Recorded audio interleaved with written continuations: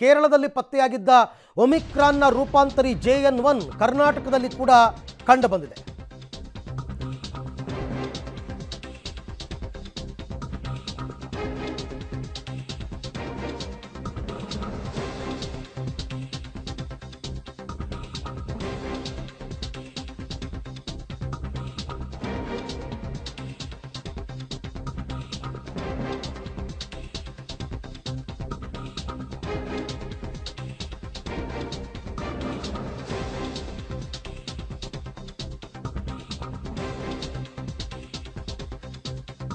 ರಾಜ್ಯದಲ್ಲಿ ಮತ್ತೆ ಕೊರೋನಾ ಆತಂಕ ಶುರುವಾಗಿದೆ. ಕೇರಳದಲ್ಲಿ ದೇಶದಲ್ಲೇ ಮೊದಲ JN1 ತಳಿ ಪತ್ತೆಯಾಗಿತ್ತು.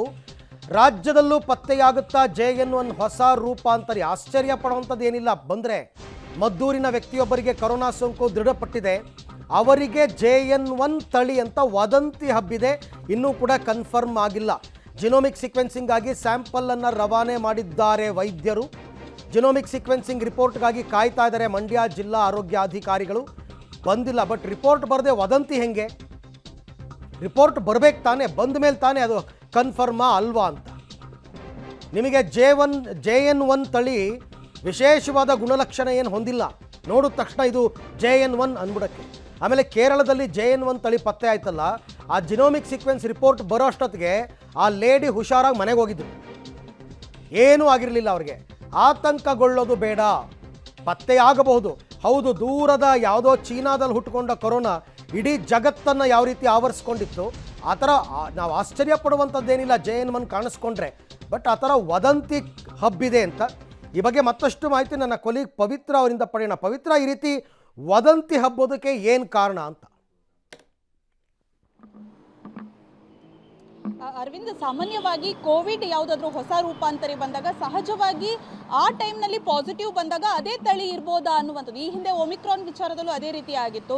ಸೊ ಆಗ ಒಂದಿಷ್ಟು ಪಾಸಿಟಿವ್ ಪ್ರಕರಣಗಳು ಕೂಡ ಕಂಡು ಬಂದಿದ್ವು. ಸಾಮಾನ್ಯವಾಗಿ ಹೊಸ ತಳಿ ಬಂದಾಗ ಅದೇ ರೀತಿಯ ಕೋವಿಡ್ ಹಬ್ಬುವಂಥದ್ದು ಸಾಮಾನ್ಯ. ಆದರೆ ಭಾರತದಲ್ಲಿ ಮೊದಲ ಬಾರಿಗೆ ಈಗ ಕೇರಳದಲ್ಲಿ ಪತ್ತೆಯಾಗಿದೆ.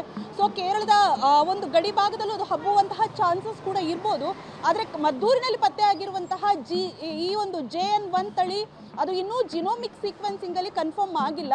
ಸೊ ಒಂದು ವೇಳೆ ವರದಿ ಬಂದ ಬಳಿಕ ಯಾವ ತಳಿ ಅನ್ನುವಂಥದ್ದು ಪತ್ತೆ ಆಗುತ್ತೆ. ಈಗ ಸದ್ಯದಲ್ಲಿ ಜಿನೋಮಿಕ್ ಸೀಕ್ವೆನ್ಸ್ ರೆಗ್ಯುಲರ್ ಆಗಿ ನಮ್ಮ ಕರ್ನಾಟಕದಲ್ಲೂ ಕೂಡ ಮಾಡ್ತಾ ಇಲ್ಲ, ಯಾಕಂದ್ರೆ ಕೇಸಸ್ಗಳ ಸಂಖ್ಯೆ ತುಂಬಾ ಕಡಿಮೆ ಆಗಿರೋದ್ರಿಂದ. ಇನ್ನೊಂದು ಕಡೆಗೆ ರಾಜೀವ್ ಗಾಂಧಿ ಆಸ್ಪತ್ರೆಯಲ್ಲೂ ಕೂಡ ಅಷ್ಟೇನೆ 4 ಕೇಸ್ಗಳಿದಾವೆ. ಈಗ ಅರವಿಂದ್, ಯಾರು ಕೂಡ ಗುಣಲಕ್ಷಣ ಇದ್ದು ಕೋವಿಡ್ ಟೆಸ್ಟ್ ಮಾಡಿದಾಗ ಪಾಸಿಟಿವ್ ಅಲ್ಲ. ಈ ಮದ್ದೂರಿನ ಸೋಂಕಿತ ವ್ಯಕ್ತಿಯ ವಿಚಾರದಲ್ಲೂ ಕೂಡ ಅದೇ ರೀತಿಯಾಗಿದೆ. ಆತ ಸರ್ಜರಿಗೆ ಯಾವುದಕ್ಕೋ ಹೋಗಿರ್ತಾರೆ ಸೋಂಕಿತ ವ್ಯಕ್ತಿ, ಆಗ ಟೆಸ್ಟ್ ಮಾಡಿದಾಗ ಪಾಸಿಟಿವ್ ಬಂದಿದೆ. ಜೊತೆಗೆ ಅವರೆಲ್ಲೂ ಕೂಡ ಪ್ರವಾಸಕ್ಕೆ ಹೋಗಿರಲಿಲ್ಲ, ಅದೇ ಭಾಗದಲ್ಲಿ ಇದ್ರು ಅನ್ನುವಂಥದ್ದು ಗೊತ್ತಾಗಿದೆ. ಒಂದು ವೇಳೆ ಇದೇ ತಳಿ ಆದರೆ ಅದು ಕರ್ನಾಟಕದ ಬೇರೆ ಬೇರೆ ಭಾಗದಲ್ಲೂ ಕೂಡ ಹಬ್ಬುವಂತಹ ಚಾನ್ಸಸ್ ಇರುತ್ತೆ. ಹಾಗಾಗಿ ಈಗ ಆ ಭಾಗದಲ್ಲಂತೂ ಹೈ ಅಲರ್ಟ್ ಆಗಿದ್ದಾರೆ. ಜೊತೆಗೆ ಅಲ್ಲಿನ ಮದ್ದೂರಿನ ಒಂದು ಆಸ್ಪತ್ರೆಗಳು ಏನಿದೆ ಅಲ್ಲೂ ಕೂಡ ಆಕ್ಸಿಜನ್ ಆಗಿರ್ಬೋದು, ICU ಆಗಿರ್ಬೋದು, ವೆಂಟಿಲೇಟರ್ ಆಗಿರ್ಬೋದು. ಯಾಕಂದ್ರೆ ಈ ರೂಪಾಂತರಿ ತಳಿ ಯಾವ ರೀತಿ ಬಿಹೇವ್ ಮಾಡ್ಬೋದು ಅನ್ನುವಂಥದ್ದು ಕೂಡ ಇನ್ನೂ ಕೂಡ ಕರೆಕ್ಟಾಗಿ ಗೊತ್ತಾಗ್ತಾ ಇಲ್ಲ. ಸೊ ಹಾಗಾಗಿ ಎಲ್ಲವೂ ಕೂಡ ಸನ್ನದ್ಧವಾಗಿದೆ. ಸೊ ಇನ್ನೊಂದು ಕಡೆಗೆ ರಾಜ್ಯದಲ್ಲೂ ಕೂಡ ಅಷ್ಟೇ ಹೈ ಅಲರ್ಟ್ ಅನ್ನ ಘೋಷಣೆ ಮಾಡಲಾಗಿದೆ. ಹೊಸ ತಳಿ ಪತ್ತೆಯಾದ್ರೂ ಕೂಡ ಯಾವ ರೀತಿ ಕ್ರಮಗಳನ್ನು ಕೈಗೊಳ್ಳಬೇಕು ಅನ್ನುವಂಥದ್ರ ಬಗ್ಗೆ ಒಂದಿಷ್ಟು ಅಲರ್ಟ್ ಕೂಡ ಆಗಿದ್ದಾರೆ. ತಾಂತ್ರಿಕ ಸಲಹಾ ಸಮಿತಿಯವರು ಈಗಾಗಲೇ ವರದಿಯನ್ನು ಕೂಡ ಸಲ್ಲಿಕೆಯನ್ನ ಮಾಡಿದ್ದಾರೆ. ಇವತ್ತು ಮಾರ್ಗಸೂಚಿ ಕೂಡ ಬರುವಂತಹ ಸಾಧ್ಯತೆ ಇದೆ. ಅರವಿಂದ್, ಈಗ ಒಮ್ಮೆ ರೂಪಾಂತರಿ ತಳಿಗಳಿಂದಲೇ ದೇಶದಲ್ಲಿ ಕೊರೋನಾ ಜಾಸ್ತಿ ಆಗ್ತಾ ಇದೆ ಅಂತ ಅನ್ನೋದೇ ಆದರೆ JN1 ಕಾಣಿಸ್ಕೊಳ್ಳೋದ್ರಲ್ಲಿ ಆಶ್ಚರ್ಯ ಏನಿಲ್ಲ ಅಂತ ಅನ್ಕೋತೀನಿ ಪವಿತ್ರ ನಾನು. ಹೌದು, ಯಾಕಂದ್ರೆ ಯಾವ ರೂಪಾಂತರಿ ತಳಿ ಬಂದ್ರೂ ಕೂಡ ಅದು ಸಾಮಾನ್ಯವಾಗಿ ಹಬ್ಬುತ್ತೆ. ಅದೇ ರೂಪಾಂತರಿ ತಳಿ ಆ 1 ವರ್ಷಗಳ ಕಾಲ ಅಥವಾ 6 ತಿಂಗಳ ಕಾಲ ಸತತವಾಗಿ ಇರುವಂಥದ್ದು ಈ ಹಿಂದೆ ಕೂಡ ಆಗಿದೆ. ಆದರೆ ಅದರಲ್ಲಿ ಡೆಲ್ಟಾ ಏನಿದೆ ಅದು ತುಂಬಾ ಡೇಂಜರಸ್ ಆಗಿತ್ತು.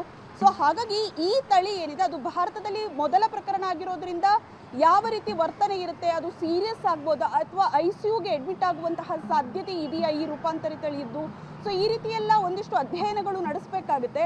ಈಗ ಸದ್ಯದ ಮಟ್ಟಿಗೆ ಈ ರೂಪಾಂತರಿ ತಳಿಗೆ ಯಾವ ರೀತಿ ಚಿಕಿತ್ಸೆಯನ್ನು ಕೊಡಬೇಕು, ಯಾವ ರೀತಿ ಅಲರ್ಟ್ ಆಗಿರಬೇಕು ಅನ್ನುವಂಥದ್ರ ಬಗ್ಗೆ ಆರೋಗ್ಯ ಇಲಾಖೆಯ ಅಧಿಕಾರಿಗಳು ಕೂಡ ಸದ್ಯದ ಮಟ್ಟಿಗೆ ಸಭೆಯನ್ನು ಕೂಡ ಮಾಡಿದ್ದಾರೆ. ಆದರೆ ಜಿನೋಮಿಕ್ ಸೀಕ್ವೆನ್ಸಿಂಗ್ ಅಲ್ಲಿ ಒಂದು ವೇಳೆ ಈ ತಳಿ ಇರೋದೇ ಪತ್ತೆಯಾದರೆ ಸೊ ಇನ್ನೊಂದಿಷ್ಟು ಸನ್ನದ್ಧ ಆಗಿರುತ್ತೆ ಆರೋಗ್ಯ ಇಲಾಖೆ. ಅರವಿಂದ್, ಓಕೆ, ಹಾಗೆ ಸಂಪರ್ಕದಲ್ಲಿ ಪವಿತ್ರ ನಿಮ್ಮ ಜೊತೆ ನಾನು ಮತ್ತೆ ಮಾತನಾಡ್ತೀನಿ.